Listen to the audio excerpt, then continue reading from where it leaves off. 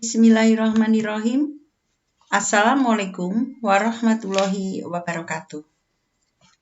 Anak-anakku kelas 9 yang Ibu sayangi, pada kesempatan hari ini kita akan melanjutkan pembelajaran kita tentang teks cerpen, yakni menyimpulkan teks cerpen. Anak-anak, mari selalu kita senantiasa membiasakan diri berdoa sebelum belajar. Taatilah protokol kesehatan dan jagalah kebersihan lingkungan.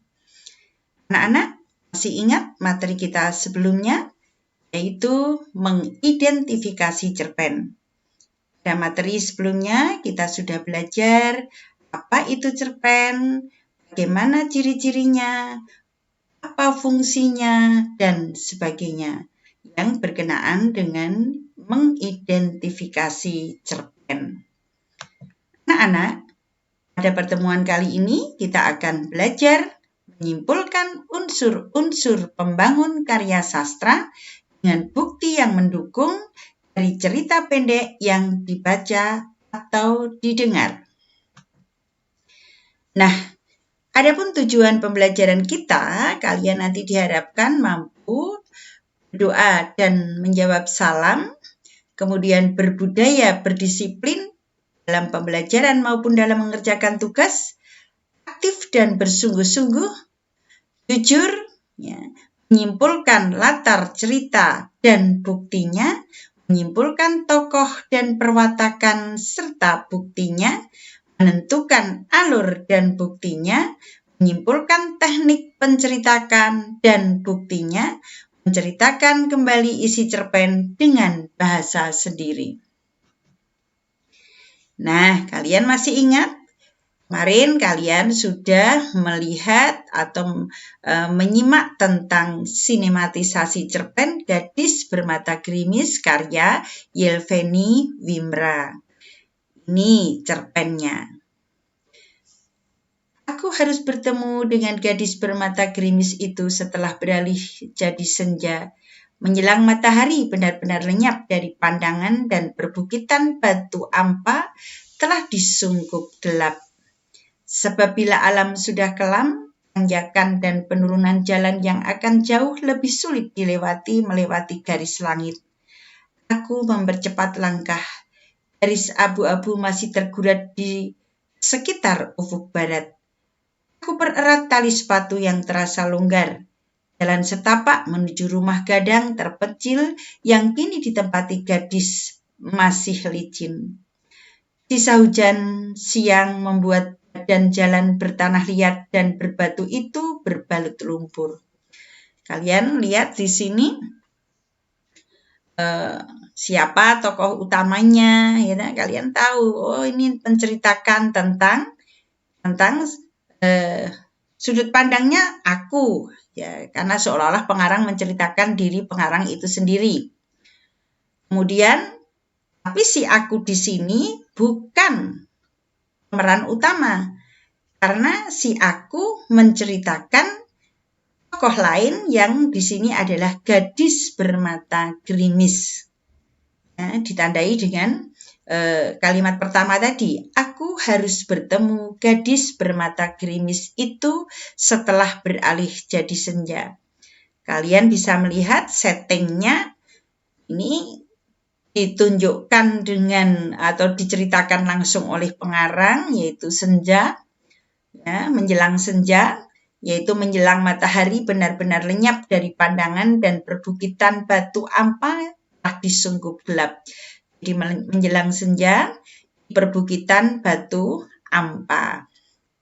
Jadi ini kita sudah mengetahui siapa tokoh utamanya, kemudian sudut pandangnya, settingnya, setting waktu, setting tempat, ya, dari kalimat-kalimat yang ditampilkan di dalam cerpen tersebut.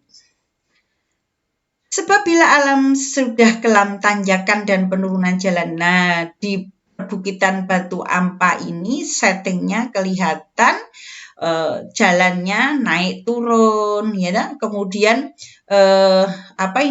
di situ disebutkan jalan bertanah liat dan berbatu yang berbalut lumpur, dan sebagainya. Jadi kita bisa di situ bisa membayangkan bahwa peristiwa dalam cerita itu terjadinya di mana, kapan, siapa pelakunya, kita sudah bisa menjawab. Objek yang kutumpangi tidak mengantarkan ke halaman licin. Sudah lama aku mengidamkan perjalanan ini. Menjelang usia 25 tahun aku pikul, hari-hariku lebih banyak di kampus. Setelah menamatkan S1, langsung S2, itu bunyi perjanjian dengan yayasan yang memberiku beasiswa. Sepanjang 25 tahun itu, rasanya hidup berkejaran dengan sekawanan rencana dan cita-cita yang pembohong. Target-target hidup modern yang akhirnya kusadari telah menjadi asalku dari kesempatan bermaknai usul. Sering aku menerima cibiran. Aku mengatakan perempuan yang telah tercerabut dari budayanya. Perempuan berdarah Minang yang tiada lagi menginjak bumi. Lupa pada jaringan kerabat dan sanak famili. Kenyataan yang harus kuterima dengan sadar dan sabar. Dari cerita ini, kalian bisa melihat bahwa untuk sampai di rumah atau kampung tempat gadis bermata gerimis tinggal tadi harus menaiki ojek, berarti jauh sekali untuk menuju ke rumah tersebut. Dan si aku ini sudah pergi dari kampung si gadis bermata gerimis tadi itu sudah lama, ya, menjelang usia 25 tahun. Sampai dia kuliah S1, kemudian S2, ya. Sehingga banyak cibiran yang menyerang dirinya dengan mengatakan bahwa perempuan yang berdarah Minang yang sudah tidak lagi menginjak bumi Minang, ya. Nah, ini kalian bisa menyimpulkan ya isi cerita tersebut. Nah, berarti settingnya atau setting sosialnya adalah menceritakan tentang tokoh yang berdarah Minang yang melanjutkan sekolahnya ya dengan beasiswa dari yayasan. Di sini belum disebutkan, tapi nanti akan disebutkan. Ya, dia mendapatkan beasiswa S1 maupun S2-nya. Dalam hati telah kusimpan niat bahwa pada waktunya aku akan pulang mencicil hutang-hutang pada kerabat di kampung, terutama utang pada gadis bermata gerimis itu. Sebenarnya aku memanggilnya Nek Gadis, panggilan unik yang tidak aku saja yang menggunakan. Sekampung orang memanggilnya Nek Gadis. Nama lengkapnya Gadis Yulianis, amak dari ibuku yang kini tinggal sendiri menghuni rumah gadang kami di Batu Ampa. Seorang nenek yang selalu tampak ceria. Ketika sedang tersenyum, matanya yang tua selalu seperti dituruni gerimis. Sungguh pun begitu, dalam hati aku senang menyebut dan menganggapnya sebagai seorang gadis muda. Kesadaran akan keberadaan aku dan dia memuncak ketika mendapatkan email dari seorang pengurus yayasan. Dalito, nenekmu sangat mengagumimu. Kalau urusan di kampus sudah selesai, pulanglah, temui dia sebelum ajalnya persiapanmu. Nah, dari situ kita bisa menyimpulkan isi ceritanya, ya.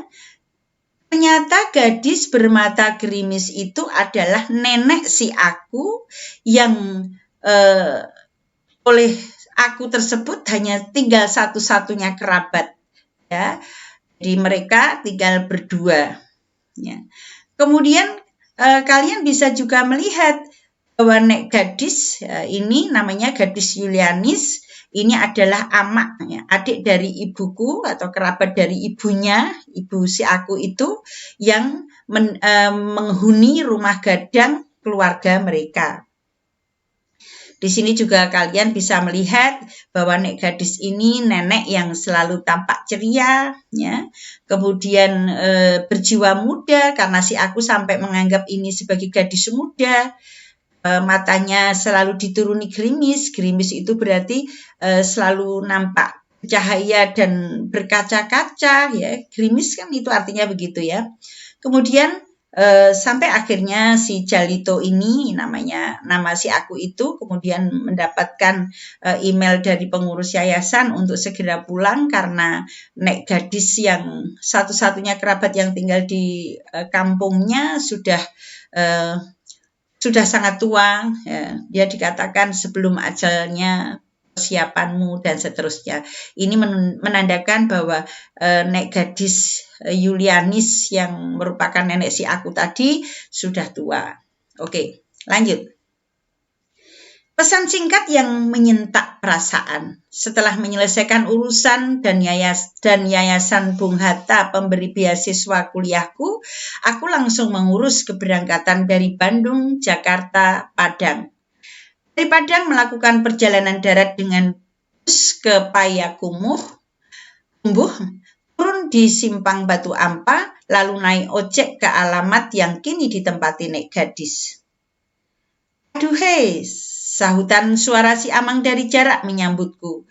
Jalanan lengang, sejukan pikiran-pikiran melihat orang-orang mengayuh sepeda, hanya mengendarai sepeda motor. Mericik air di sawah, kicau burung, semua ketukan yang kesadaran selama ini terkurung dalam diri dan tak pernah tersapa. Inikah kampung asalku? Barisan rumah yang dianggap orang-orang sederhana. Bentangan sawah ladang yang lebih banyak tidur daripada tergarap karena pemiliknya telah ditelan perantauan. Kalian bisa menyimpulkan bahwa di sini tinggal atau asal dari si aku tadi adalah di Batu Ampa, yaitu di daerah Padang. Kemudian nah ini sini sudah nampak bahwa yang membiayai beasiswa itu adalah Yayasan Bung Hatta. Kemudian settingnya diceritakan merupakan daerah yang sangat indah, yang banyak kicauan burung, ya. Orang-orangnya sederhana, bentangan sawah ladang yang lebih banyak tidur, artinya tidak banyak diolah karena orang-orangnya atau masyarakatnya banyak yang merantau. Berbekal sisa tabungan, saya berniat akan tinggal lebih lama di sini. Selain ingin bertemu satu-satunya keluargaku yang masih hidup, aku ingin menjiwai lebih dalam cita rasa menjadi perempuan di tanah yang bersuku ke ibu ini. Mudah-mudahan bahagia menyambut kehadiranku. Hari benar-benar telah gelap. Aku bersuluh senter yang tersedia di ujung telepon genggam. Aku tapaki anak tangga rumah gadang yang dibangun di atas sepetak tanah di pinggir kebun kakao. Nah, kalian bisa melihat sambil membayangkan ya settingnya yang seperti ini. Daerah dia sudah sampai ke rumah gadang pada saat hari telah benar-benar gelap atau sudah menjelang malam. Ya, hanya bersuluh pada senter yang ada di telepon genggam atau handphone. Datang ke sana berbekal sisa tabungan, dia ingin bertemu satu-satunya kerabat yang disebut nek gadis tadi. Dulu ketika keluargaku masih utuh, rumah ini kami kunjungi. Paling hanya setahun sekali. Setiap hari raya tiba, daun pintu terbuka dengan gerak yang lembut, sesosok tubuh bungkuk muncul diterangi cahaya lentera. Kebiasaannya belum juga berubah, lebih suka bersuluh lentera, padahal rumah gadang itu sudah dialiri listrik. Lebih suka mendengar radio, padahal mendiang ayah saya sudah membelikannya televisi. Ini kurang ayahnya kan gitu. Jadi betapa sederhananya nek gadis atau nenek si aku ini, ya. Walaupun sudah ada listrik, dia lebih suka tetap bersuluh lentera. Lentera itu lampu, ya, lampu minyak tanah itu. Walaupun sudah ada televisi, dia masih lebih suka mendengarkan radio, ya. Ini gambaran karakteristik dari nenek gadis tadi. Masuklah, getar suaranya sangat dalam. Suara seorang yang sudah lama mengecap asam garam kehidupan. Ia menemukan sebuah lemari, memperkecil volume radio yang sejak tadi terdengar mendominasi suara seisi rumah. Lambat-lambat suara katak dan belalang meningkahi. Ia kemudian mengembangkan tangan, siap menerima. Aku langsung menyambutnya. Pelukan yang tercatat, pelukan yang menandakan kerinduan yang lama terhenti. Alito, nenek sudah lama menunggumu. Kedua menupang dagu dan pipiku. Pipi ini, hidung ini, mata ini, semuanya mirip dengan ibumu. Ucapnya di sela haru yang terjaga, tampak kembali bergerimis, tetapi otot pipinya diperkirakan hanya menduga-duga mengendalikan perasaan, sehingga 3 segukan yang keluar. Nah, ini kalian bisa menyimpulkan dari cerita ini, nek gadis ini ya, dia menyembunyikan kesedihannya, ya, berusaha menyembunyikan kesedihannya. Ya, walaupun matanya gerimis, walaupun matanya meneteskan air mata, tapi dia selalu menyembunyikan kesedihannya. Terlihat dari mana buktinya? Otot pipinya ya, yang tetap berusaha untuk tegar. Ini kan, ini ya, kalian bisa menyimpulkan dengan cara seperti itu. Nenek sudah dapat kabar siang kemarin. Oh, ini suara nenek. Nenek sudah dapat kabar siang kemarin. Kalau kamu akan pulang. Nenek sengaja berpesan pada orang yayasan yang tempo hari memberitahu nenek kalau kamu akan wisuda. Nenek ingin kamu ada di sini sebelum awal nenek ditutup nan 1. Di keluarga kita yang tersisa hanya kita berdua. Nah, ini ucapan si nenek tadi, dia menginginkan sebelum dia meninggal, sebelum dia dipanggil, ditutup nan 1 ya, ditutup nan 1 itu dipanggil oleh Yang Maha Kuasa ya. Ini banyak beberapa kalimat yang ada di cerpen ini menandakan bahwa setting ceritanya berasal dari daerah Padang, Minangkabau ya. Ini kelihatan sekali dari penggunaan kalimat-kalimat yang atau logat ya yang diambil dari bahasa Minang tersebut. Di sela getar suara ingatanku memutar kembali gempa Aceh 2004 lalu. Bencana yang merupakan kebersamaanku dengan keluarga di sana. Beruntung keberadaanku cepat diketahui. Aku selamat dari bencana itu karena sedang berada di asrama pondok pesantrenku di Bukit Tinggi. Neneklah yang mengurusi penjemputanku. Yayasan Bung Hatta menyambut senang untuk mengakuiku waktu itu masih kelas 3 aliyah. Aku sempat dibawa ke rumah nenek, pamitan sebelum aku berangkat ke Bandung melanjutkan pendidikan. Dari kutipan ini kalian bisa melihat, oh ternyata setting ceritanya mengapa mereka tinggal berdua.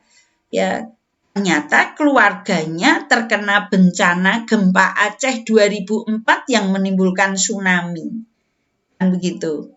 Ya, mereka keluarganya menjadi korban bencana alam itu. Dan yang tinggal hanya mereka berdua, yaitu si aku yang tadinya bersekolah di pondok pesantren di Bukit Tinggi, ya, kemudian dan nenek itu, yang kemudian nenek itu mengurus penjemputannya tadi dan disekolahkan di Yayasan Bung Hatta, ya, kan begitu. 6 tahun lebih berlalu, rentang waktu yang kulalui antara harapan dan ketakutan. Namun begitu singkat ketika berada di punggung nenek. Merasakan semangat dalam tubuh 85 tahunan. Tubuh yang boleh saja ringkih, ia tidak boleh ditinggal mati suaminya. Kehilangan anak dan menantunya, tetapi semangat yang menyala-nyala, batinnya masih terasa. Segelas teh hangat sudah tersedia di meja bundar yang dilingkari kursi rotan ketika aku selesai mandi dan sholat maghrib. Tapi tetap aku abaikan. Sungkan rasanya langsung meminum teh buatannya. Aku langsung ke dapur menemaninya menunggu rebus buncisnya yang matang. Kalian bisa melihat, oh ternyata Nek Gadis tadi sudah berusia 85 tahunan. Dengan tubuhnya yang sudah mulai ringkih ya, tetapi semangatnya yang tetap menyala-nyala ya, luar biasa ya, tetap berusaha tegar, jadi orang yang sangat tegar. Jadi ini kan menggambarkan, kita bisa menyimpulkan karakteristik dari si Nek Gadis ini adalah seorang tua, nenek yang sudah tua 85 tahunan, tetapi dia selalu tampak ceria, selalu semangatnya menyala-nyala ya. Batinnya masih terasa ya, semangat yang sangat menyala-nyala, yang punya keinginan kuat untuk menyekolahkan si aku tadi hingga sampai menjadi lulus S2-nya tadi.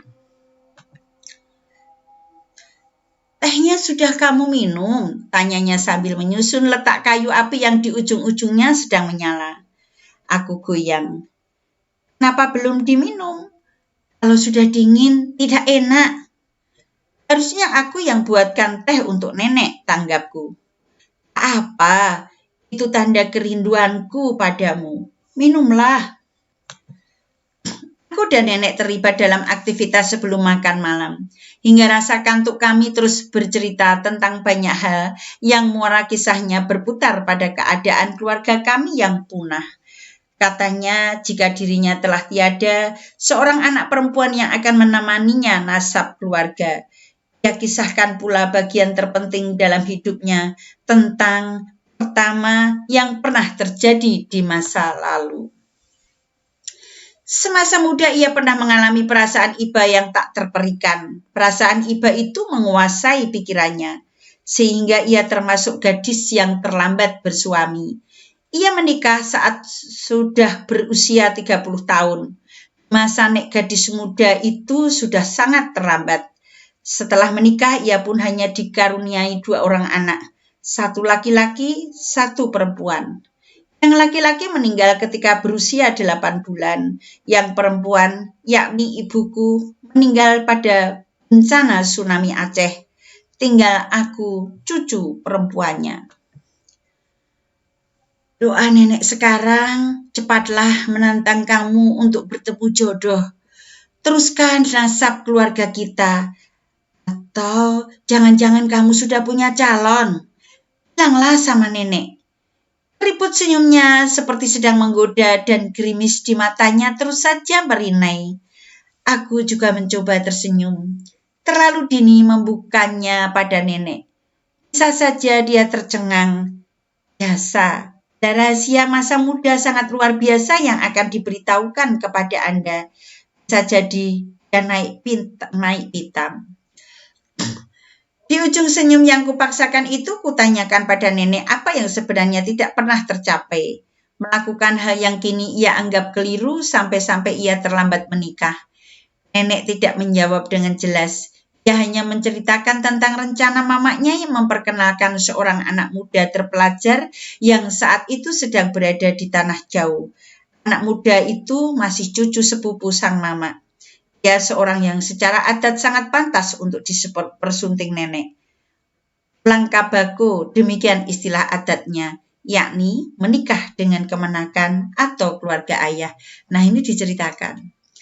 Ya, kalian bisa melihat isi cerita ini, si nenek ya, mengapa dia sampai terlambat menikah ya ini karena pada masa dulu yaitu sudah dijodohkan oleh seorang anak muda dari keluarga mamanya kan itu ya, yang berada di tanah jauh ya. Kemudian ini kan ada ceritanya di sini. Ini menceritakan tentang flashback ya. Flashback menceritakan kehidupan nenek di masa mudanya. Apa yang terjadi? Hanya sekali muda itu pulang, itu pun sebentar lagi, hanya beberapa hari setelah sempat diperkenalkan pada nenek. Ia kembali lagi ke tanah jauh dan tak pulang-pulang. Sang mama tetap meminta untuk bersabar. Kalau negeri sudah aman, pemuda yang akan jadi suami nenek itu pasti akan pulang. Ini sudah menjadi keputusan keluarga. Rasanya sayang kalau pemuda itu mempersunting gadis lain di tanah rantau. Jika itu terjadi, ibaratnya memagar kelapa condong. batang di kebun kita, tapi buah jatuh ke ladang orang. Gitu pikiran sang mama. Ya, ini menggambarkan adat dari Minang itu seperti ini. Jadi menikah dengan keluarga, ya. Kalau menikah dengan marga lain atau dari keluarga lain, bahkan dari luar daerah, nah ini ibaratnya, di sini ada ibarat yang diandaikan memagar kelapa condong batang di kebun kita, tapi buah jatuh ke ladang orang. Ya, ini kan pikiran dari keluarga mereka, yaitu orang Padang itu. Beberapa kerabat lain juga berkeyakinan seperti itu. Mereka paham pemuda itu sedang berjuang memerdekakan sebuah negara bangsa. Jadi anak muda di masa itu memang penuh tantangan. Malu besar bila ada anak muda yang hanya mampu membayangkan diri sendiri, apalagi laki-laki. Nenek juga berusaha memahami bagaimana rumitnya jadi laki-laki di masa itu. Beruntung masih bisa hidup. Bahkan tak terhitung yang meregang nyawa karena perjuangan hidup dan tanah airnya. Tapi seperti yang diakui nenek, satu hal yang sering terjebak dalam iba adalah penantiannya yang tak dirancang. Pemuda itu tiada pernah berkabar. Hal ini memang bukan perkara laki-laki, kata nenek. Ini perkara perempuan. Selalu perempuan yang ditinggalkan, selalu perempuan yang menunggu. Nah, ini menggambarkan bahwa ketika itu si nenek mengalami masalah, ya, dia ditinggalkan oleh kekasihnya. Makanya mengapa ini tadi matanya selalu gerimis, ya, di tengah penderitaan keluarganya yang punah, kemudian dia ingat masa mudanya, ya. Oh, Hatta, suaraku tercekik di tenggorokan. Kami pun tidak lagi bercakap-cakap, hanya saling tatap di luar gerimis, terus menyentuh atap perlahan seiring sewak gerimis. Aku perhatikan muka nenek, ribut bertautan. Aku sentuh baunya. Nek, ada apa dengan mata nenek? Aku guncang-guncang bahunya. Kembali ku perhatikan tentukan ke dalam mata nenek. Rintik gerimis semakin rapat. Dari cara membersihkan wajah, membersihkan gerimis di matanya, terlihat sekali kalau dia sudah terbiasa menghadapi perasaan itu. Penglihatanku pun jadi sedikit kabur, dibatasi kabut yang tercipta dari gerimis di mata nenek. Wajah nenek tak lagi terlihat keriput, melainkan seperti wajah seorang gadis yang kuyup di tengah siraman gerimis. Nah, ternyata inilah kisah dari nek gadis itu, kan itu ya. Mengapa disebut gadis bermata gerimis, ya? Karena dia sangat menyembunyikan, atau dia ternyata seorang gadis yang penuh penderitaan. Ya. Di samping tadi, ya, ketika masa mudanya ditinggalkan kekasihnya, kemudian dia menikah, punya 2 anak, satunya meninggal, satunya kemudian akhirnya meninggal juga karena bencana alam bersama suaminya, dan tinggal dia hidup bersama si aku tadi. Nah, di akhir ceritanya kelihatan sekali si nenek kemudian kembali matanya gerimis, dan penglihatan si aku pun sedikit kabur. Berarti dia pun, si aku, kemudian juga ikut terharu, ikut menangis, ya, akan kesedihan si nenek itu, ingin merasakan kesedihan atau ikut merasakan kesedihan sang nenek. Nah, ini anak-anak. Jadi ketika kita menyimpulkan sebuah cerpen, silakan kalian maknai balik kalimat-kalimat di dalam cerpen itu. Karena cerpen ataupun ini merupakan salah satu karya sastra yang mempunyai makna di balik makna di balik kalimat. Jadi kalian harus bisa menafsirkannya, menginterpretasikan, ya, dari kalimat-kalimat yang tersebut di dalam cerpen. Berdasarkan cerpen tersebut, jawablah pertanyaan-pertanyaan berikut ini. Bagaimanakah latarnya? Tadi kita sudah membahas bersama.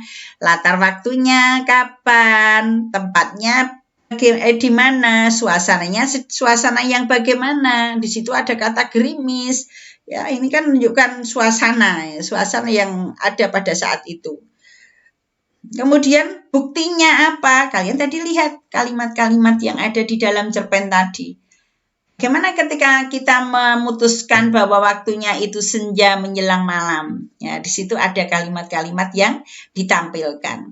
Bagaimana kita putuskan setting ceritanya atau tempatnya itu di daerah Padang, daerah yang pedalaman, ya, kayak Kumbuh tadi, daerah yang sulit dijangkau, ya, karena selain jalannya naik turun, kemudian bertanah liat, ya, berlumpur dan seterusnya. Bagaimana tokoh dan perwatakan dalam cerpen tersebut? Kalian lihat tadi siapa tokoh utamanya, bagaimana karakternya, ya. Buktinya apa? Tadi banyak sekali bukti-bukti yang muncul. Bagaimanakah bukti alur ceritanya? Kalian lihat tadi ada alur cerita yang maju dari peristiwa ini, kemudian ini yang urut peristiwa terjadinya itu urut waktunya. Tapi ada ketika di pertengahan tadi si nenek mengingat masa lalunya atau masa mudanya, yaitu flashback. Sehingga ketika sebuah cerita ada alur majunya, ada mundurnya, kita sudah bisa memutuskan apa itu alurnya. Ya betul. Jadi itu adalah beralur atau berplot campuran. Bagaimanakah teknik penceritaan cerpen tersebut? Nah, bagaimana teknik ketika pengarang menceritakan karakter si nenek tadi dengan cara bagaimana? Apakah dengan cara disampaikan atau secara langsung?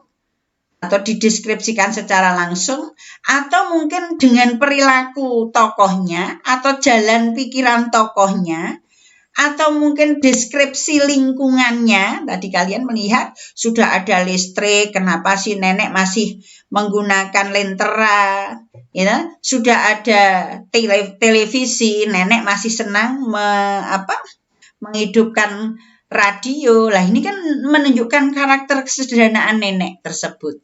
Lah, nenek yang karakter sederhana tadi buktinya apa? Nah, sudah ditunjukkan di dalam cerita tersebut. Ceritakanlah kembali isi cerpen tersebut. Nah, setelah kita memahami isi ceritanya tadi secara utuh, kalian bisa menceritakan kembali isi cerpen tersebut. Cerpen tersebut mengisahkan tentang si Aku yang kembali ke daerahnya, ingin bertemu dengan salah satu-satunya kerabat yang masih tersisa yang bernama Nek Gadis Yulianis dan seterusnya. Kemudian akhirnya dengan bahasa kalian sendiri. Setelah kalian memahami ceritanya tentunya. Demikian anak-anak cara menyimpulkan. Nah, ini simpulannya. Bagaimanakah latar waktu? Nah, ini Ibu simpulkan di sini. Latarnya, kutipan tersebut menggambarkan latar cerita waktunya sore hari menjelang malam. Adapun latar tempatnya di perbukitan Batu Ampat dari mana? Nah, ini buktinya ada pada kutipan ini. Jadi kalian ketika ditanya buktinya, kalian bisa mengutip bagian yang menunjukkan cerpen itu berlatar kapan dan di mana.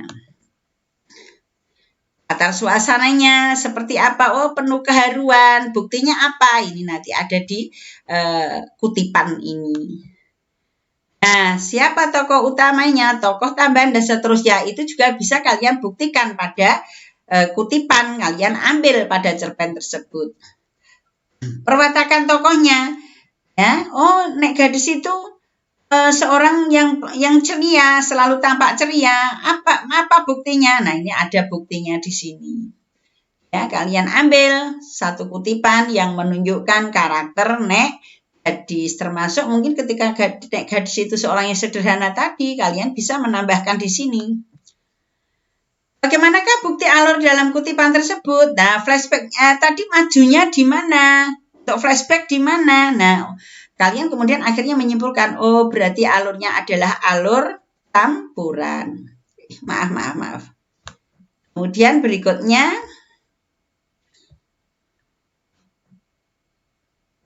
ceritakan kembali dengan bahasa kalian sendiri. Ini secara ringkas. Caranya bagaimana? Kalian harus memahami ceritanya, siapa tokohnya, mengalami apa, mengalami konflik apa, di mana, kapan. Ya, peristiwanya apa saja dirangkai dengan bahasa kalian sendiri secara ringkas. Mudah bukan anak-anak? Ya, sangat mudah untuk menyimpulkan cerpen atau cerita pendek. Nah, anak-anakku, kita simpulkan pembelajaran kita kali ini. Jadi simpulan adalah pendapat akhir dari isi wacana. Untuk memahami cerpen, kita bisa menyimpulkan latar cerita, tokoh, dan perwatakan, alur atau plotnya, serta bisa menceritakan kembali isi cerita dengan bahasa sendiri. Nah, untuk latihan, silakan kalian buka buku siswa kalian, baca cerpen pada halaman 53-60, dan carilah latar, tokoh, dan perwatakan, alur, dan ceritakan kembali dengan bahasa kalian sendiri. Untuk penilaian, ya, untuk KD 45 ini kalian bisa melihat pada link form yang nantinya akan Ibu bagikan di WA Grup Bahasa Indonesia. Nah, setelah kalian kerjakan, jika kalian belum tuntas nilainya, kalian bisa mengerjakan soal remedi. Tentunya harus kalian awali dengan mempelajari kembali materinya. Bertanyalah ketika kalian menghadapi kesulitan atau belum jelas terhadap materi tersebut. Link form remedi sudah Ibu siapkan. Nah, anak-anak, lakukan apa yang harus kalian lakukan dalam pembelajaran ini agar kalian bisa meraih sukses. Karena sukses adalah pilihan, sukses adalah kebutuhan kita bersama. Demikian anak-anak pembelajaran kita kali ini. Semoga ada manfaatnya. Kita akhiri. Assalamualaikum warahmatullahi wabarakatuh.